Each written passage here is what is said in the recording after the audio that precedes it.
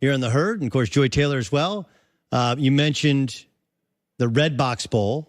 That means Justin Herbert will play for Oregon and will come back for his senior year at Oregon, which leads many people to believe Dwayne Haskins from Ohio State will be the best quarterback in the upcoming NFL draft. This only makes it even more important to point out how the Giants butchered it last year. Right? They did. I see the look on your face as a New Yorker and a Giants fan. Where's Rappaport? Bring him back in here. I know I'm Safety right. in numbers. I was right then. I knew I was on the right side of history then, and I'm on the right side of history now. Like, look, the argument for the Giants taking a quarterback last year was the Giants are never in the top, never a top 5 drafts spot, and this is a quarterback heavy draft. It was perfectly set up for them. Cleveland took a guy who wasn't seen to be the number 1 prospect. Sam Darnold falls to them. And, oh, yeah, by the way, the Jets traded up, moved mountains for the 3rd spot.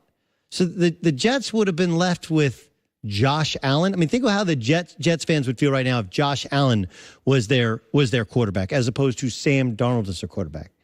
Now the Giants are in position where, like, all right, maybe you can draft Dwayne Haskins, but are you sure that Dwayne Haskins is a franchise quarterback? Are you sure? Like, he's been really good at times. Then there were Penn State where when he had bit of a cloudy pocket, muddy pocket, it wasn't great. You could have had the number 1 prospect, a quarterback that everybody believes he needed some refining to. He could have sat behind Eli and learned some and played here late in the year when they're looking for their next. Now they're talking about, hey, maybe we'll extend Eli. Maybe he'll play next year. That's because there is no next answer.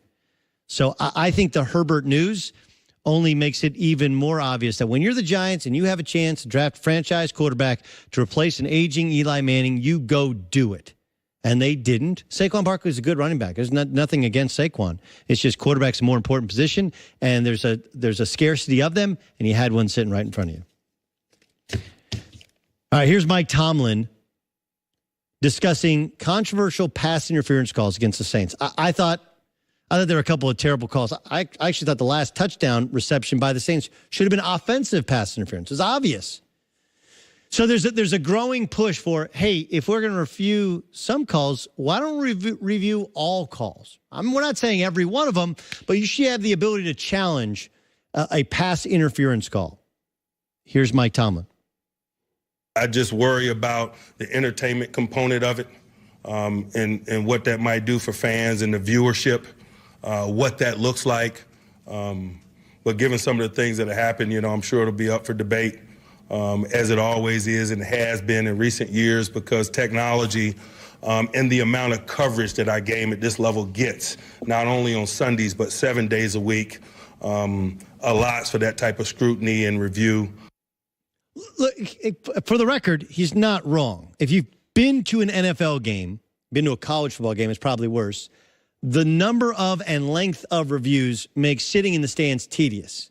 It just does. Like, at least when you're at home, you can get up and go get a beer. You can go to the restroom. You can flip over channels, and come back to it. Or you can sit there and you get, at least you get commentary and you get all the replays. It's harder and harder to get people in a stadium.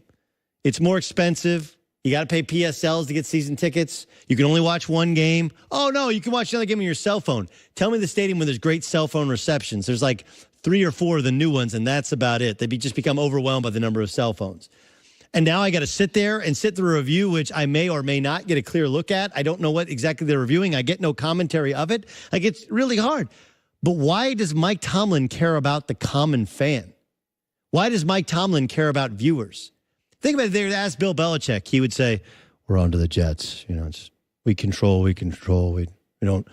We don't know. The rules are the rules." And again, he's not wrong. It's the more technology, the more coverage, the more tedious it is to watch a game. But that's not even the question, Mike. Mike, the question is, would you prefer a world in which you could throw a red flag if there was an egregious error with pass interference that affected a game greatly? The answer is yes or no, not, well, the fans. Stop it. Stop it. But that's who Mike Tomlin is. He's TV Mike. He's great at the dais. Great. And it's not his fault that they had 2 fumbles that cost them the Saints game. It's not his fault that Ben Roethlisberger threw the ball right to a defensive end. It's not his fault that Ben Roethlisberger was hurt and they lost to well, it's probably his fault they lost to the Raiders. You can't lose the Raiders. But TV Mike cares about TV Mike. LeBron injury might be minor now, or it might not. We discuss next in The Herd.